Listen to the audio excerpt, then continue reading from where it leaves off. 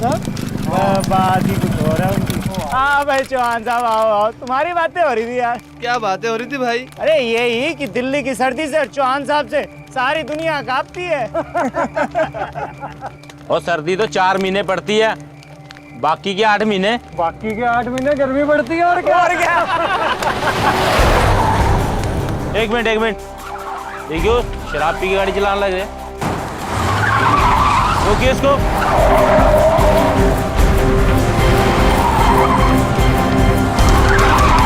देख दारू पी के आ रहा है, देख रोक रोक रोक।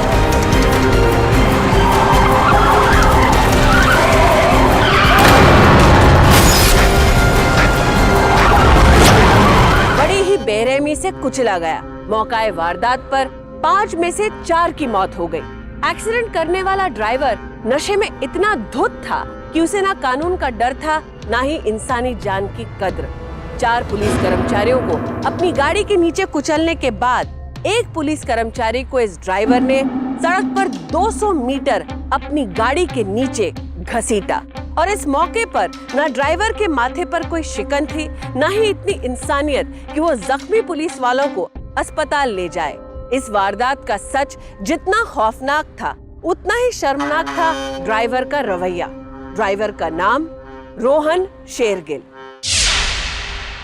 रोहन शेरगिल के पिता दिल्ली के एक प्रभावशाली उद्योगपति हैं, जिनकी पहुंच बड़े बड़े नेताओं तक है। रोहन शेरगिल को अपने पैसे का इतना घमंड है कि वो दूसरों को अपने सामने तुच्छ समझते हैं। अपने पिता की ऊंची पहुंच की वजह से रोहन शेरगिल को लगता है कि दिल्ली में उनका कोई कुछ नहीं बिगाड़ सकता। लेकिन रोहन शेरगिल ये भूल जाते हैं कि भारत का संविधान हर नागरिक को बराबर का सम्मान और बराबर का अधिकार देता है। हमारे देश के कानून को इस बात से कोई फर्क नहीं पड़ता कि कौन किसका बेटा, भांजा या भतीजा है, और ना ही हमारे कानून को फर्क पड़ना चाहिए। और आज इस कहानी में रोहन शेरगिल का तारुफ इस सच से होने वाला है कि दिल्ली किसी के बाप की नहीं, हम सबकी है।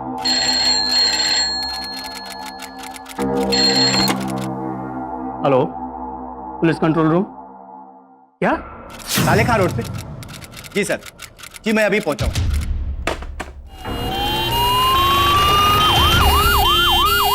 पीछे हटो। हटो, पीछे हटो। अरे तुम लोग एम्बुलेंस लेकर hospital. Chauhan. Oh my God.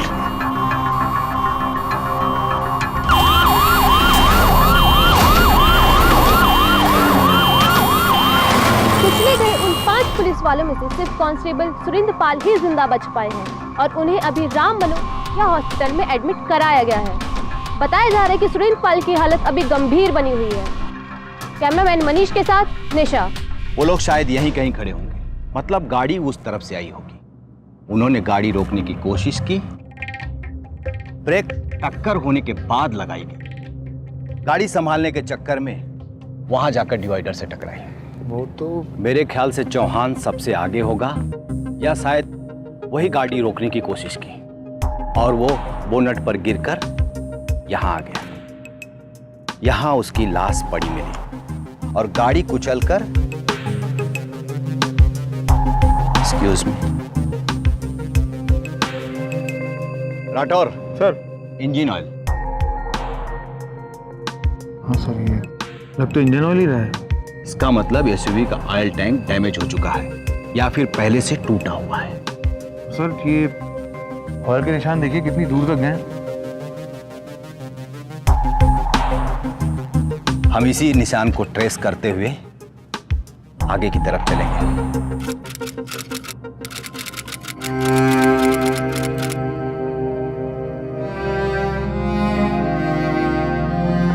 कैसे हुआ था? किसने किया ये सब? होने को कौन टाल सकता है बेटा, जो लिखा है वही होता है। हिम्मत रखो। अब वो कैसे है डॉक्टर साहब? होश तो आ जाएगा डॉक्टर साहब। देखिए चोट बहुत ज्यादा है, लेकिन हालत में सुधार हो रहा है धीरे धीरे। अगर सब कुछ ठीक रहा तो होश भी जल्दी आ जाएगा। और हाँ, पोस्टमार्टम के बाद आप लोग कल शाम को 4 बजे तक बॉडी ले जा सकते हैं। दिल्ली में हर हर साल शराब के नशे में धुत होकर गाड़ी चलाने की वजह से 150 से भी ज्यादा लोगों की मौत होती है। घायलों की संख्या इससे भी ज्यादा है। 15 सितंबर 2012 तक दिल्ली में 5093 लोगों को नशे की हालत में गाड़ी चलाने के अपराध में जेल भेजा गया। लेकिन हर साल ये संख्या बढ़ती क्यों है? हर वो व्यक्ति जो नशे की हालत में गाड़ी चलाता है और एक साधारण आदमी को सड़क पर कुचल देता है, उस आदमी को इस बात का एहसास क्यों नहीं होता कि एक साधारण सड़क पर चलने वाले व्यक्ति की भी जान की कीमत होती है? ये सवाल करता है हर वो परिवार जिसने अपने किसी सदस्य को खोया है। ये नवाबजादे ये क्यों भूल जाते हैं कि उनके एक शराब की बोतल की कीमत चुकानी पड़ती है? ऐसे ही एक परिवार को मौकाए वारदात से गाड़ी चालक अपनी गाड़ी को लेकर गायब था, लेकिन मौकाए वारदात पर इंजन के मार्ग के सहारे दिल्ली पुलिस पहुंची 1.5 किलोमीटर दूर एक रईस कोठी के सामने।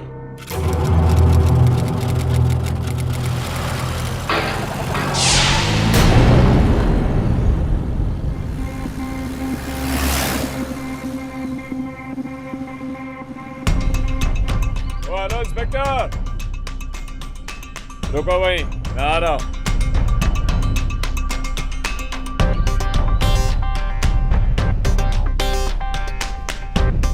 हाँ जी बोलिए। मैं इंस्पेक्टर माथुर। ये गाड़ी आपकी है? मेरी है। कल रात बहुत बड़ा एक्सीडेंट हुआ है, 4 पुलिस वाले मारे गए हैं।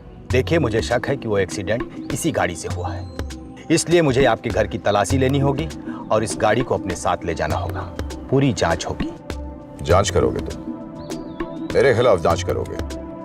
2 मिनट में वर्दी उतरवा दूंगा। देखिए, मैं नहीं। बात सुनो मेरी ठंडे दिमाग से।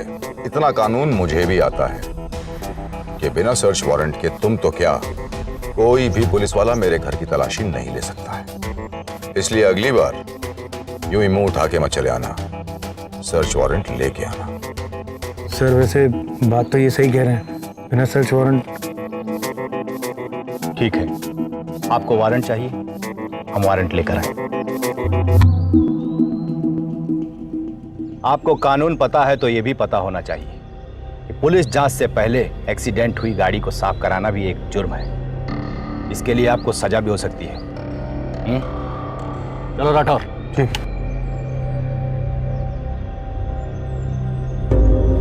इंस्पेक्टर विक्रम को अपने सीनियर ऑफिसर्स को बात समझाने और कोर्ट से सर्च वारंट लेने में पूरे 3 दिन लगे, लेकिन उसके बाद इंस्पेक्टर विक्रम ने एक भी मिनट बर्बाद नहीं किया और सीधे रोहन शेरगिल के घर जा पहुंचे।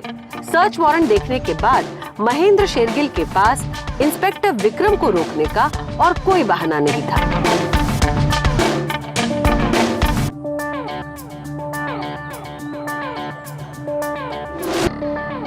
ओबेरॉय साहब, ये वारंट लेके मेरे घर में घुस चुके हैं। देखिए, मेरे बेटे की जिंदगी का सवाल है। देखिए, ऐसा नहीं है कि जरूरत के वक्त मैं आपके काम नहीं आता हूं।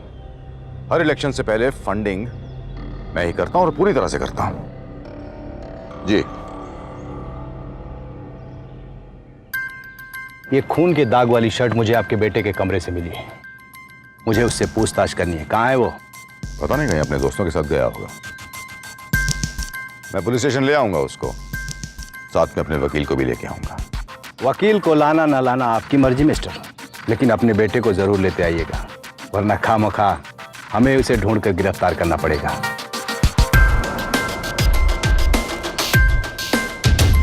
शेखावत, जमानत के कागजात तैयार करवाओ और जल्दी घर पे आओ।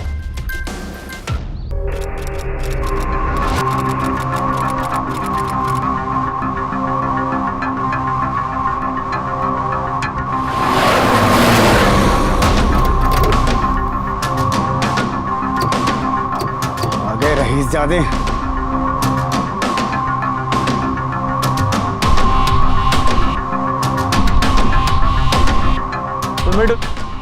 गाड़ी संभाल के, समझा? तेरी औकात से बाहर है। कितने लोगों की जान चलेगी तुझे अभी अपनी गाड़ी की पड़ी है। कौन है बे तू? जबान संभाल के बात कर, समझा? पता भी है मेरा बाप कौन है। अबे ओए, 4 लोगों की जान ली है तुमने। अबे ओ, अभी कुछ साबित नहीं हुआ है, समझा? और साबित करने में ना तुम लोगों की पुश्ते निकल जाएंगी। कुछ गलत नहीं कहा इन्होंने। कट पीस, चुप कर, चुप। नहीं करूंगा चुप मैं। और मुझे मत बता तेरा बाप कौन है। मेरा बाप मरा इस एक्सीडेंट में, और जिसकी भी वजह से हुआ है ना, मैं उसे छोड़ूंगा नहीं, चाहे दुनिया का सबसे बड़ा आदमी क्यों ना हो उसका बाप।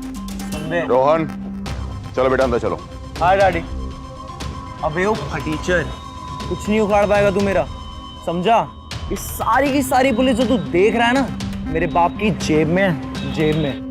यूं निकल जाऊंगा।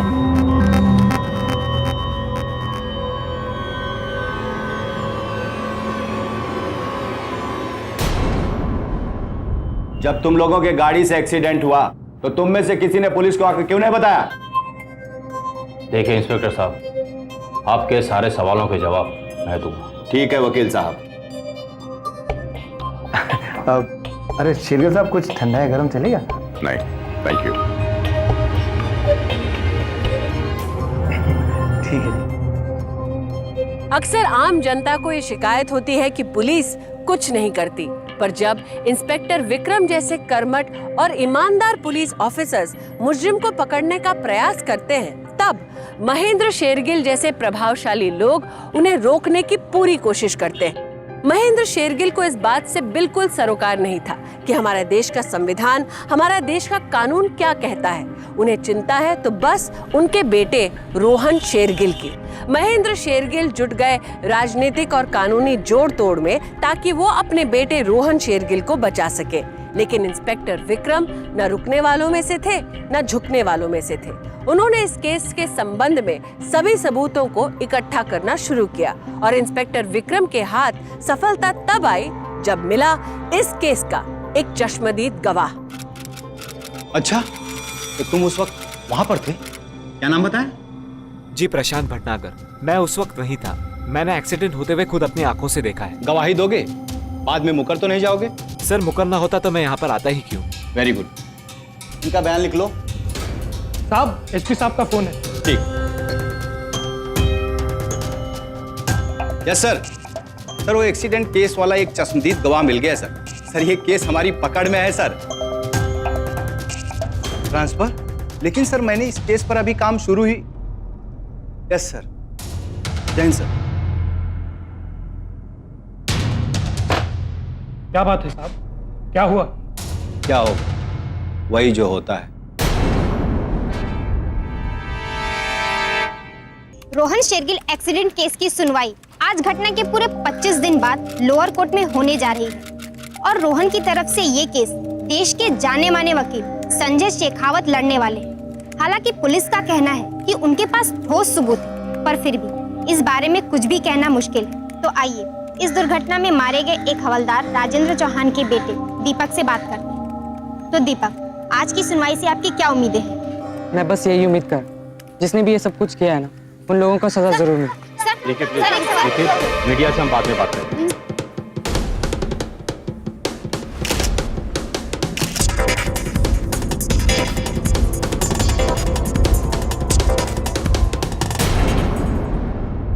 अदालत की कार्रवाई शुरू की जाए।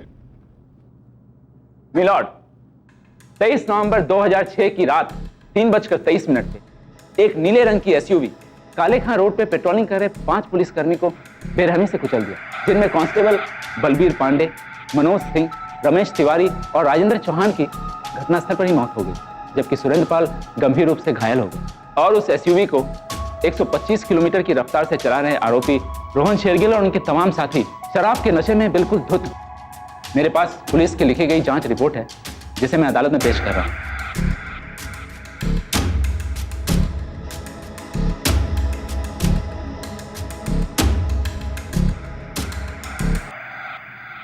बचाव पक्ष के वकील को कुछ कहना है? मिलोड, इससे पहले कि मैं कुछ कहूं, मेरी अदालत से दरख्वास्त है कि इस मामले में पेश की गई पुलिस की चार्जशीट की एक कॉपी मुझे दी जाए, ताकि अगली सुनवाई के वक्त मैं अदालत का कीमती समय बचा सकूं। और रहा सवाल इनके लगाए गए आरोपों के जवाब देने का, तो मेरे क्लाइंट रोहन शेरगिल और उनके दोस्तों पर लगाए गए सारे इल्जाम एकदम झूठे और बेबुनियाद हैं। इसीलिए मैं अदालत से दरख्वास्त करूंगा कि इन्हें जमानत पर रिहा कर दिया जाए।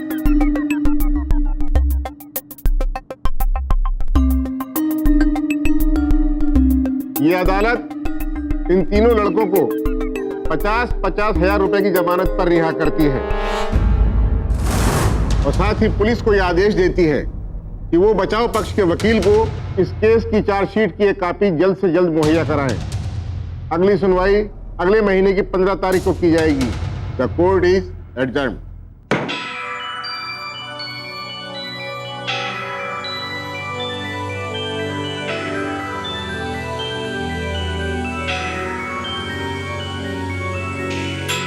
कोर्ट की अगली सुनवाई की तैयारी करने के लिए रोहन शेरगिल के वकील शेखावत ने पुलिस की दी हुई चार्जशीट को गौर से पढ़ना शुरू किया और वहीं दीपक अपनी मां को दिलासा दे रहा था कि जिनकी वजह से उसके पिता की जान गई उन्हें सजा जरूर मिलेगी।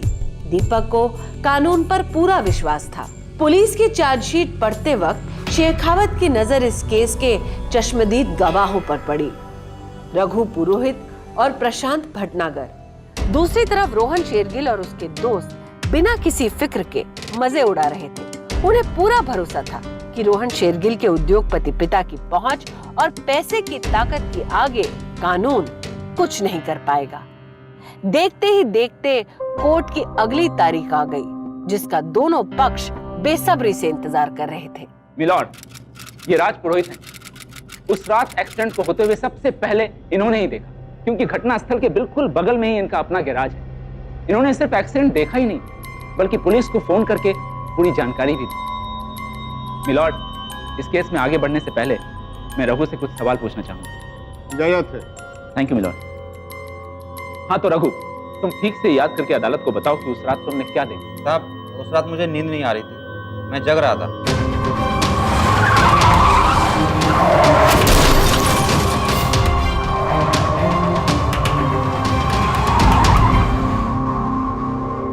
मिलॉर्ड, रघु पुरोहित न तो एक चश्मदीद गवाह है और न ही इसने एक्सीडेंट होते हुए देखा। मैं रघु पुरोहित से कुछ सवाल जवाब करने के लिए आपसे इजाजत चाहता हूँ। इजाजत है। हाँ तो रघु, तुमने ये एक्सीडेंट होते हुए अपनी आंखों से देखा? हाँ साहब। जिस वक्त तुमने ब्रेक की आवाज सुनी उस वक्त तुम अपने गैराज में थे या बाहर सड़क पर? साहब, मैं तो अपने गैराज में ही था, अंदर।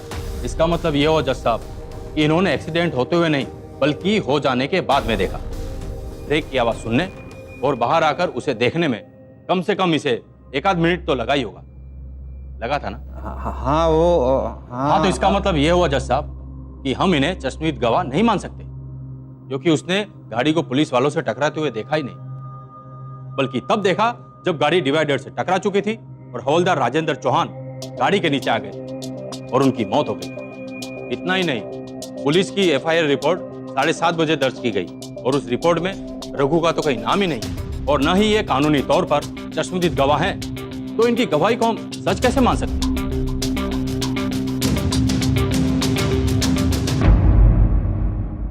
मिलॉर्ड, शेखावत जी ने अपने बनावटी दलीलों से मेरे एक गवाह को तो झूठा साबित कर दिया है, लेकिन इस घटना का एक और चश्मदीद गवाह है।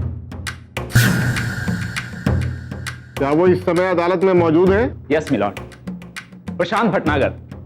मैं उन्हें विटनेस बॉक्स में बुलाने की इजाजत चाहता हूं। इजाजत है। Thank you milord. मिलॉर्ड, उस रात एक्सीडेंट होते समय प्रशांत भटनागर वहीं मौजूद थे। उन्होंने पूरी घटना अपनी आंखों से देखी और एक जिम्मेदार नागरिक होने के नाते पुलिस स्टेशन जाकर अपना बयान भी दिया। मैं इनकी गवाही अदालत में पेश करना चाहूंगा। Permission granted. Thank you milord. उस रात आपने जो कुछ भी देखा उसे याद करके अदालत को बताइए। साहब, उस रात मैं अपने दोस्त के साथ डिनर करके अकेले वापस अपने होटल रूम में जाने के लिए रुका था। मुझे कोई ऑटो रिक्शा नहीं मिली, तो इसलिए मैंने पैदल ही चलना शुरू कर दिया।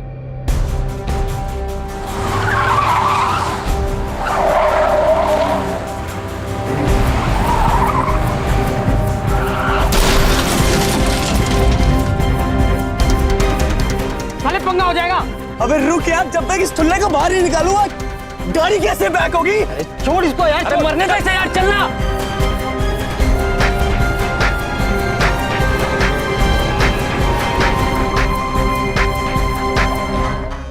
Your witness please.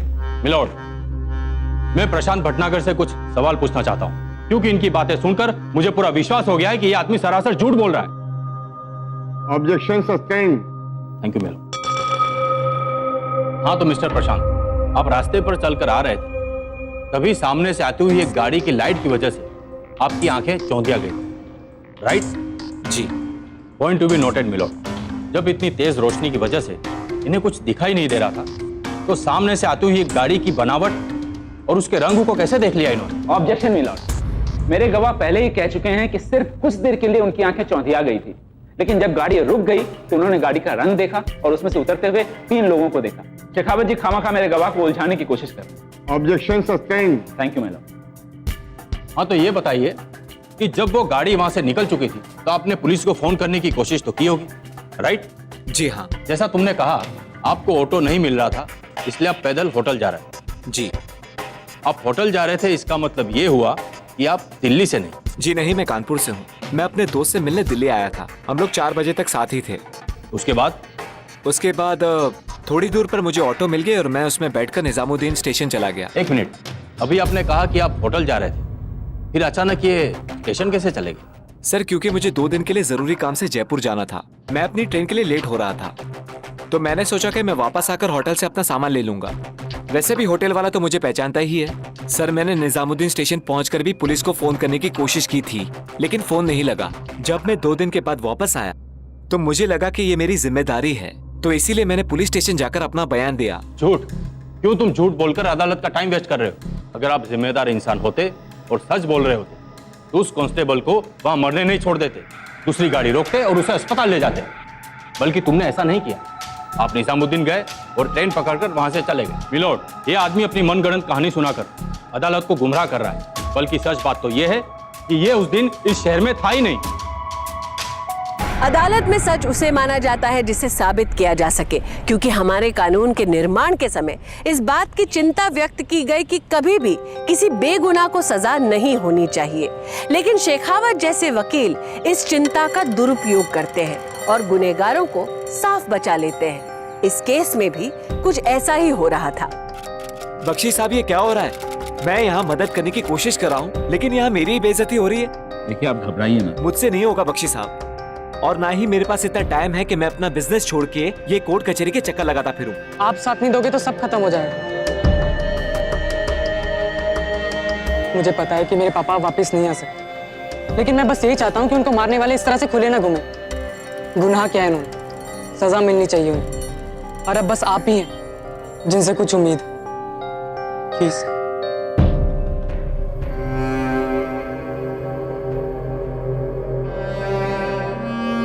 थोड़ा और साथ दे दो बेटा, मैं तुम्हें रोक तो नहीं सकती, तो तुमसे विनती कर सकती हूँ।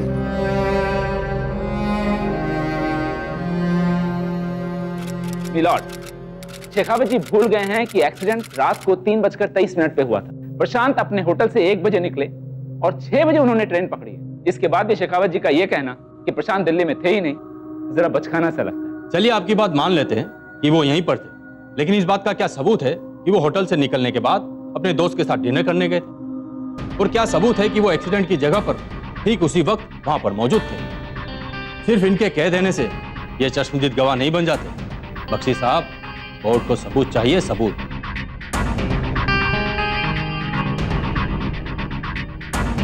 हाँ तो मिस्टर प्रशांत, जब आप पुलिस स्टेशन रिपोर्ट लिखवाने के लिए गए थे तब पुलिस ने आपको वो एसयूवी तो दिखाई होगी जिससे एक्सीडेंट हुआ था, दिखाई थी ना? जी नहीं। नहीं? आप तो बड़े महान व्यक्ति, आप उस गाड़ी को देखे बगैर ही यहाँ पर गवाही देने चले आए। इंस्पेक्टर विक्रम के तबादले के बाद कई सबूत अदालत में पेश नहीं किए गए। गवाहों ने शेखावत की दलीलों के सामने घुटने टेक दिए और जो बचे उन पर महेंद्र शेरगिल ने या तो राजनीतिक दबाव बनाया या तो उनको पैसों का लालच दिया। अदालत में तारीखें बढ़ने लगी और मृतक पुलिस वालों के परिवार ने इंसाफ की उम्मीद छोड़ दी। लेकिन दीपक हार मानने वालों में से नहीं था। हमारे देश की मीडिया ने इस केस के बदलते रुख को जनता के सामने प्रस्तुत किया और अब दिल्ली में हर जुबान पर एक ही कहानी थी। इसी दौरान एक विख्यात चैनल ने दीपक और प्रशांत की मदद से एक वीडियो रिकॉर्ड किया जो इस केस का रुख बदल सकता था।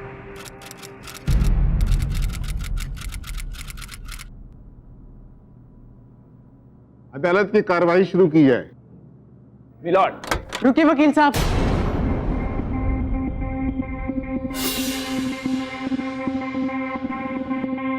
जज साहब, मेरे पास एक ऐसा सबूत है जिससे सच्चाई अपने आप सामने आ जाएगी। मेरी आपसे ये दरख्वास्त है कि आप ये सीडी सबके सामने चलवाएं। दिखाओ। दीपक, ये सब क्या है?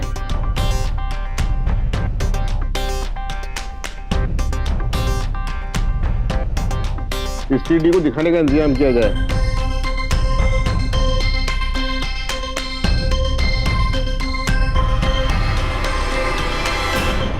जवान लड़के हो, तुम भी परेशान, हम भी परेशान। तुम ये सब क्यों कर रहे हो? वैसे भी कोर्ट में तुम्हारी गवाही से कोई फर्क तो नहीं पड़ने वाला। मेरी बात मानो, जितना पैसा चाहिए बस बोल दो और कोर्ट में वही कहो जो मैं तुमसे कह रहा हूं। अब देखो, हमसे जीतना लगभग नामुमकिन है और कहीं अगर हार गए तो उल्टा केस तुम पर ही ना हो जाए। देख लो भाई, कहीं लेने के देने ना पड़ जाए। बताओ। मिस्टर शेखावत, क्या है ये सब? बताना चाहेंगे आप अदालत को? ये एकदम बकवास है मिलोट। क्या मतलब है इस वीडियो का? जज साहब, मेरी आपसे गुजारिश है कि आप इसे दोबारा से प्ले करवाइए, लेकिन बिना साउंड। ठीक है, सीडी को दोबारा चलाया जाए बिना आवाज के। देखिए प्रशांत जी, आप जितने पैसे मांग रहे हैं हम आपको नहीं दे सकते। और क्यों दे, जबकि हमारे बच्चे बिल्कुल ही बेकसूर हैं। आपकी इस झूठी गवाही से उन्हें कुछ भी नुकसान नहीं होगा। जीत सिर्फ सच की होगी और मैं हमेशा सच के साथ हूं। और मेरी तो आपसे यही सलाह है कि आप भी सच ही बोलिए।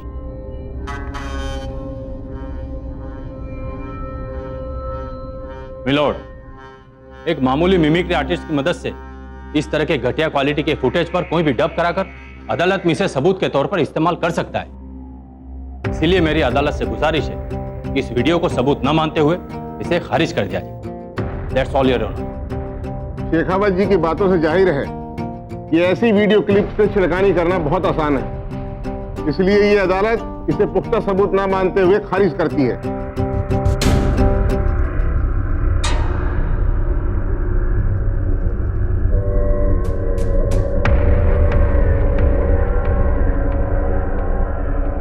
लेकिन मिलॉर्ड, इससे यह सच्चाई नहीं बदल जाएगी कि मेडिकल रिपोर्ट में यह साबित हो चुका है कि रोहन शेरगिल और उसके साथी शराब के नशे में धुत थे और 125 की स्पीड में गाड़ी चला रहे। स्पीड पे कंट्रोल नहीं कर सके और यह एक्सीडेंट हो गया।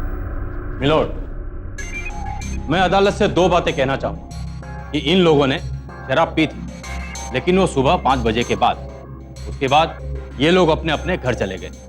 पुलिस ने मेडिकल टेस्ट सुबह 11 बजे किया, इससे इस बात का कोई सबूत नहीं मिलता कि जिस समय एक्सीडेंट हुआ उस वक्त ये लोग नशे में थे। और दूसरी बात, इन्होंने एक्सीडेंट तो किया ही नहीं था। अपनी इस बात को साबित करने के लिए मैं अदालत में उस शख्स को बुलाना चाहूंगा जो उस वक्त वहां पर मौजूद था। मैं कांस्टेबल सुरेंद्र पाल को कटघरे में बुलाने की इजाजत चाहता हूँ। इजाजत है। Thank you.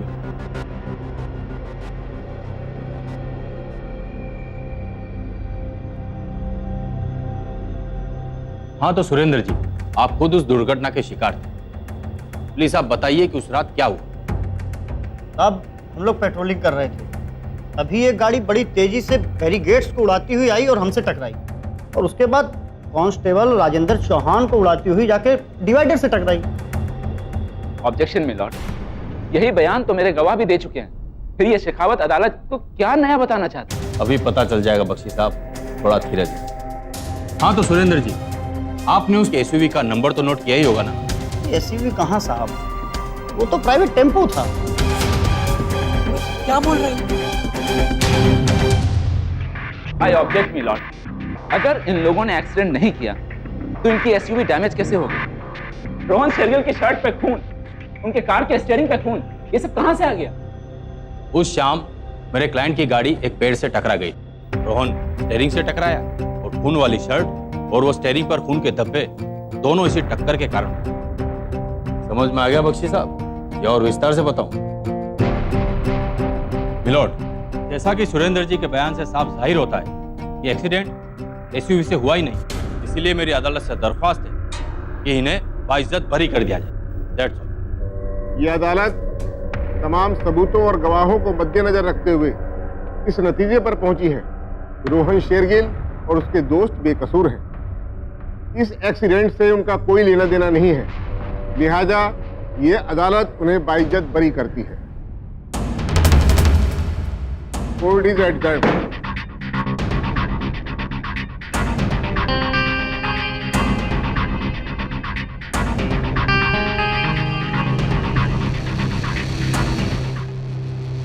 ये सब देखकर शायद आपको लगता होगा कि गवाहों को कितनी आसानी से खरीदा जाता है, वकील अदालत में सच को कितनी आसानी से झूठ में तब्दील कर देता है। शायद आपका सिस्टम पर से भरोसा थोड़ा थोड़ा उठ रहा होगा, लेकिन ये सोच बिल्कुल गलत है। हमारा कानून बनाया गया है हमारी संरक्षण के लिए।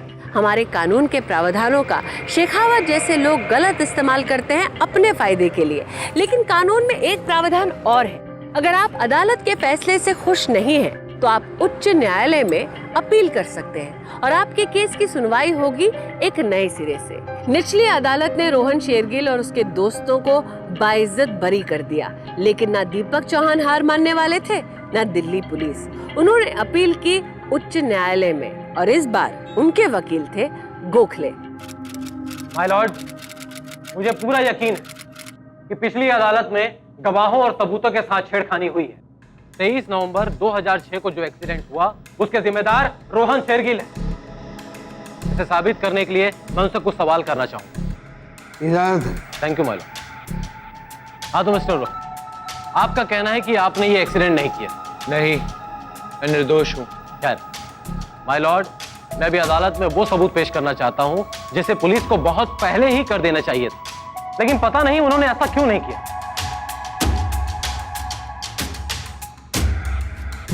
माय लॉर्ड, ये वो वीडियो है जिसे पुलिस ने घटनास्थल पर खुद रिकॉर्ड किया था। मैं इसे अदालत में चलवाना चाहूंगा। वीडियो चलाने का बंदोबस्त किया जाए।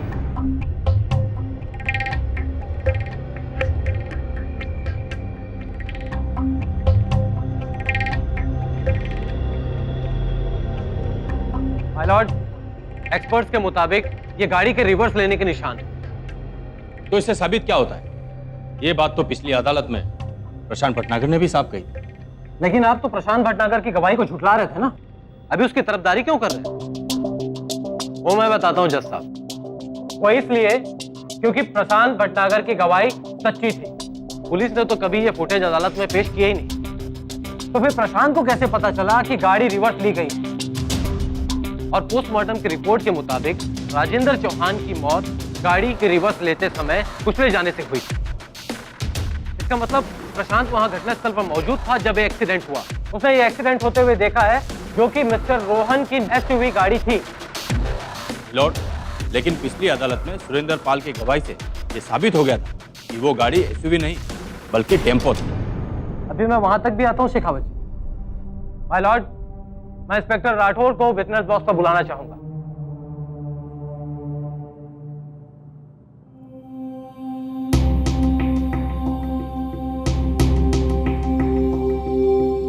हाँ तो इंस्पेक्टर राठौर, ये वीडियो आप ही ने रिकॉर्ड किया था? जी। तो इसे अभी तक आपने कोर्ट में पेश क्यों नहीं किया? जी, वो क्या था ना सर कि केस के इंचार्ज विक्रम सर थे और इसलिए मुझे इसके बारे में ज्यादा जानकारी नहीं। लेकिन उनके ट्रांसफर हो जाने के बाद इस केस के इंचार्ज तो आप ही थे ना, तो फिर आपने अभी तक ये कोर्ट में पेश क्यों नहीं किया? क्या इंस्पेक्टर विक्रम ने आपको इंफॉर्मेशन देने से मना किया था? बोलिए इंस्पेक्टर राठौर। नहीं सर, ऐसा कुछ नहीं है। एक्चुअली में विक्रम सर के पास ही फोन आया था वो, तो मुझे कुछ ज्यादा। माय लॉर्ड, इंस्पेक्टर विक्रम को जानबूझकर इस केस से हटवाया गया था। माय लॉर्ड, मैं इंस्पेक्टर विक्रम को विटनेस बॉक्स पर बुलाना चाहूंगा। इंस्पेक्टर विक्रम को बुलाया जाए।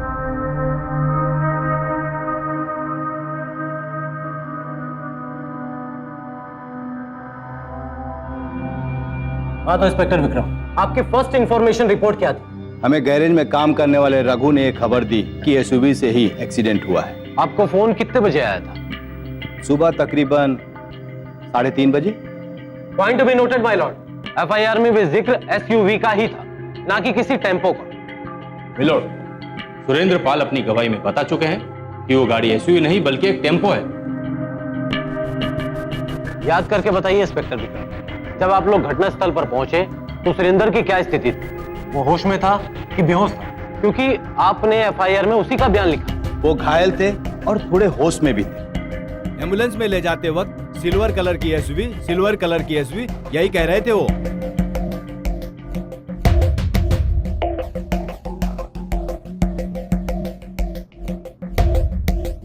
माय लॉर्ड, ये उस समय की रिपोर्ट जिससे ये साबित होता है कि इंस्पेक्टर विक्रम सच कह रहे हैं। फॉरेंसिक रिपोर्ट में भी ये पाया गया है कि ये टायर के निशान किसी टेम्पो के नहीं बल्कि पुलिस द्वारा जब्त की गई महेंद्र शेरगिल की एसयूवी के ही थे।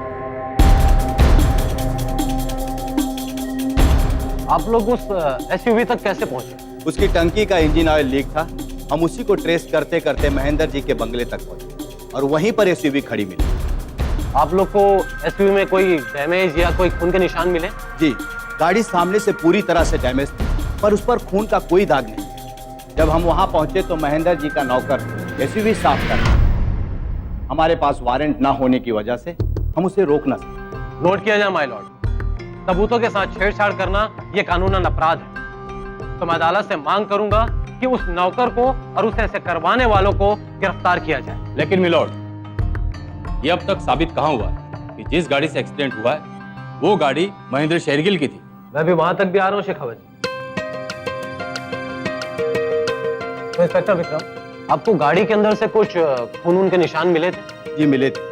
जी, रोहन ने बताया कि स्टीयरिंग व्हील पर खून उसी का है और उसके कमरे से हमें खून की दाग वाली शर्ट मिली। आपने वो रोहन के शर्ट पर लगा हुआ खून और स्टीयरिंग व्हील पर लगा हुआ खून दोनों के सैंपल्स मैच कराकर देखे कि वो रोहन का है कि नहीं?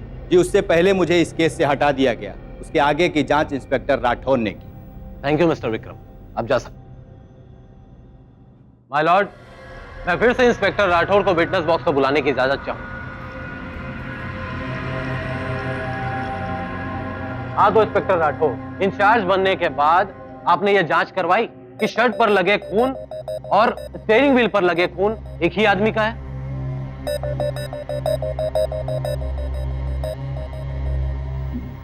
जी नहीं।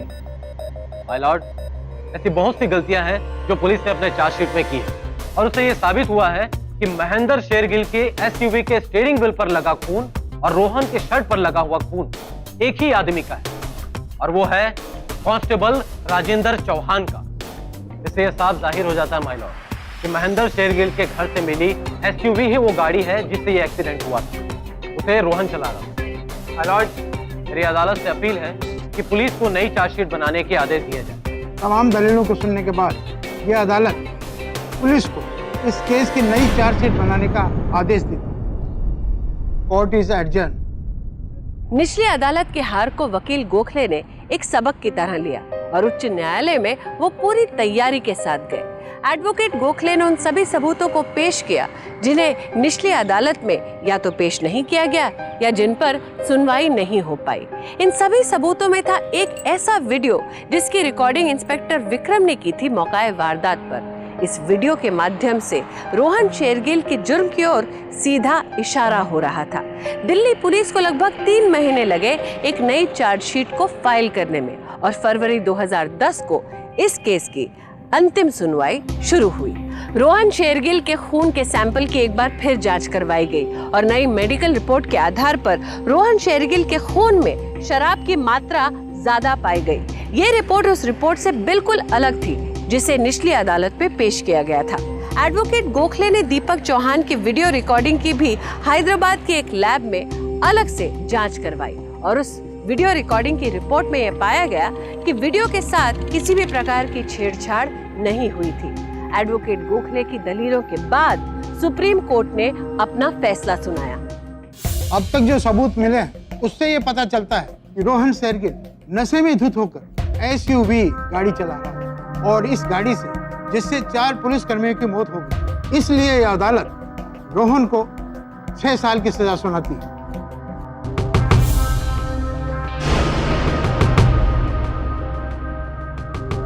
और उनके दोनों साथियों को 2-2 साल की सजा सुनाती है। रोहन के पिता महेंद्र शेरगिल और उनका नौकर रवि को सबूत मिटाने के जुर्म में 2-2 साल की सजा सुनाती है।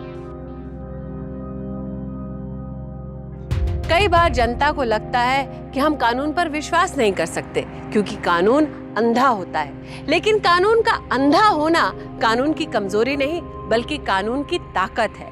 कानून को इस बात से फर्क नहीं पड़ता कि आम कौन है, खास कौन है। कानून कभी भी अमीर और गरीब के बीच फर्क नहीं करता। महेंद्र शेरगिल ने अपने बेटे के बचाव के लिए कानून के प्रावधानों का उल्लंघन किया और इसके लिए रोहन शेरगिल एवं उनके पिता महेंद्र शेरगिल को कानून ने सजा सुनाई। दीपक चौहान, इंस्पेक्टर विक्रम, एडवोकेट गोखले और दिल्ली पुलिस ने मिलकर साबित किया कि कानून के ऊपर कोई नहीं। ये केस दिल्ली वालों के लिए सीख बन गया कि हम सबको हमारे देश के कानून पर अडिग विश्वास होना चाहिए कि दिल्ली को अगर अपराध मुक्त करना है तो ये कोशिश हम सबको मिलकर करनी होगी। ये केस हमारे नवाबजादों के लिए सीख बना कि दिल्ली किसी के बाप की नहीं, दिल्ली फाइट्स बैक। तो सावधान